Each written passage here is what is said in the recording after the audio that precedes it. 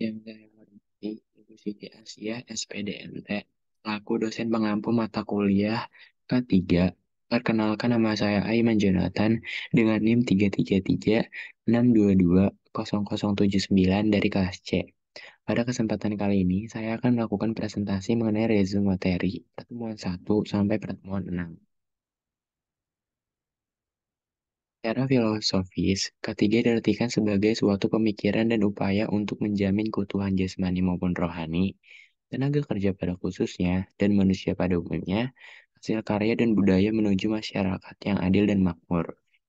Sedangkan secara keilmuan, ketiga diartikan sebagai suatu ilmu pengetahuan dan penerapannya dalam usaha mencegah kemungkinan terjadinya kecelakaan dan penyakit akibat kerja.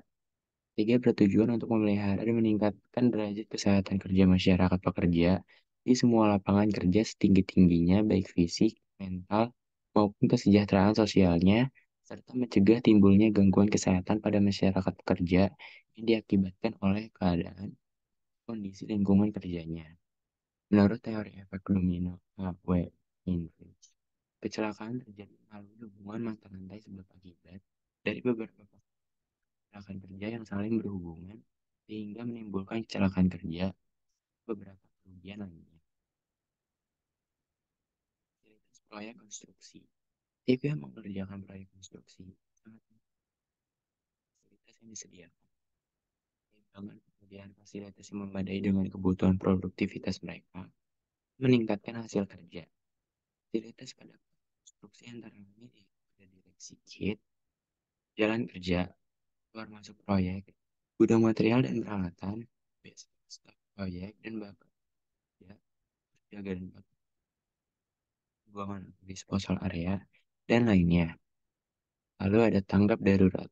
Darurat adalah serangkaian kegiatan yang dilakukan dengan segera pada suatu kejadian bencana untuk menangani dampak buruk yang ditimbulkan yang meliputi kegiatan penyelamatan dan evakuasi korban. Kategori keadaan darurat yaitu ada tingkat 1 atau situasi darurat lokal, ada tingkat 2 atau situasi darurat terbatas, dan yang terakhir ada tingkat 3 situasi darurat besar. Akibat keadaan darurat. Yang pertama dari segi fisik dan material.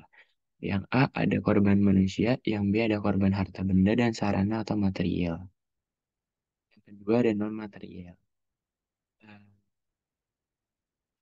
Punya struktur kegiatan proyek bagi suatu konstruksi, lalu terganggunya kondisi ekonomi. Prosedur tanggap darurat.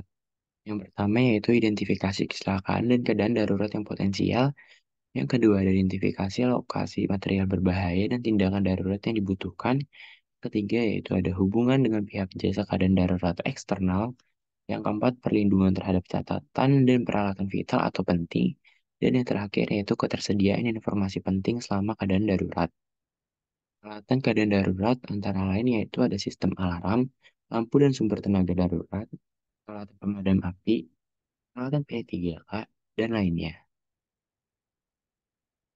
Inspeksi. Inspeksi merupakan upaya deteksi dini dan mengoreksi adanya potensi bahaya di tempat kerja yang dapat menimbulkan kecelakaan kerja. Inspeksi bertujuan memperlihatkan kelemahan yang berpotensi menimbulkan bahaya. Inspeksi diklasifikasikan sebagai berikut. Yang pertama yaitu ada inspeksi informal yang merupakan inspeksi tidak terencana sebelumnya dan sikapnya sederhana.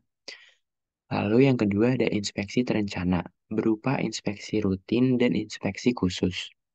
Prosedur kerja K3 merupakan cara untuk melakukan pekerjaan mulai dari awal hingga akhir yang didahului dengan penilaian risiko terhadap pekerjaan tersebut yang mencakup tentang keselamatan dan kesehatan terhadap karyawan.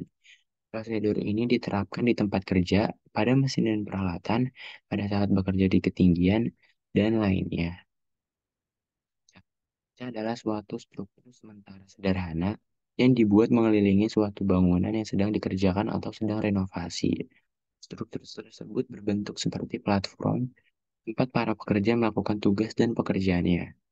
Scaffolding digunakan dengan tujuan sebagai tempat untuk bekerja yang aman bagi pekerja konstruksi, sehingga keselamatan kerja terjamin dan sebagai pelindung bagi pekerjaan yang lain, seperti pekerja yang berada di bawah agar terlindung dari jatuhnya bahan atau alat.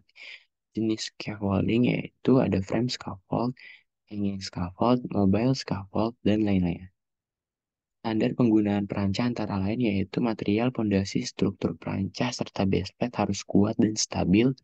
Lalu selanjutnya lingkungan kerja harus bersih dan yang terakhir beban harus sesuai kapasitas dukung perancah. Tangga kerja. Tangga adalah suatu struktur yang berguna untuk menyatukan dua tingkat bangunan vertikal. Fungsi tangga tentunya sebagai jalan naik dan turun antar tingkat. Jenis tangga kerja yaitu ada tangga jinjing, tangga lajur ganda, tangga kayu untuk pekerjaan cat, tangga dengan rel perancangan, tangga tinggi permanen, dan lain. Inspeksi tangga. Yang pertama yaitu tangga sebelum digunakan harus selalu diperiksa. Yang kedua, periksa tangga kayu apakah retak dan kayu. Periksa semua anak tangga apakah aman dan kuat. Yang keempat, bawa semua perangkat keras dan perlengkapan telah dengan uji bagian berdampak untuk melihat bahwa bagian tersebut beroperasi tanpa mengikat terlalu banyak berhubungan. Tiga, pekerjaan tanah. Yang pertama yaitu lakukan pemeriksaan seminggu sekali untuk mesin-mesin, peralatan, jalan keluar, dan lain. Kedua, itu daerah kerja di bawah tanah yang berbahaya harus dipagari. Yang ketiga, buat sistem komunikasi. Yang keempat, buat ventilasi udara. Dan yang terakhir, penerangan yang cukup. Lalu ketiga, pekerjaan beton. Yang pertama yaitu pekerjaan kerja atau shift. Yang kedua, kesiapan dan kesesuaian kapasitas alat. Yang ketiga, pengamanan struktur sementara. Yang keempat, pemasangan harus kuat. Yang kelima, penerangan di malam hari. Dan yang terakhir, terpal pelindung jika hujan. Bahaya dan prosedur ketiga di ruang terbatas. Confined space adalah ruangan yang cukup luas dan memiliki konfigurasi sedemikian rupa sehingga pekerja dapat masuk dan melakukan pekerjaan di dalamnya. Ruangan tersebut mempunyai akses keluar masuk yang terbatas dan tidak dirancang untuk tempat kerja secara berkelanjutan atau terus-menerus. Ruangan tersebut mengandung sumber bahaya yang dapat mengancam jiwa tenaga kerja yang bekerja, bahkan dapat mengakibatkan kematian. Contoh ruang terbatas yaitu tangki lubang masuk, saluran air kotor bawah tanah, tungku pembakaran, ruangan besi, saluran udara, jaringan perpipaan, terowongan bawah tanah, dan lainnya.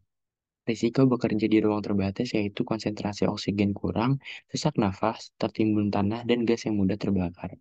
Pengendalian yang dapat dilakukan terkait hal tersebut berupa penyediaan ventilasi udara dan alat komunikasi, penyediaan APAR, dan penggunaan APD. Prosedur ketiga, manual handling.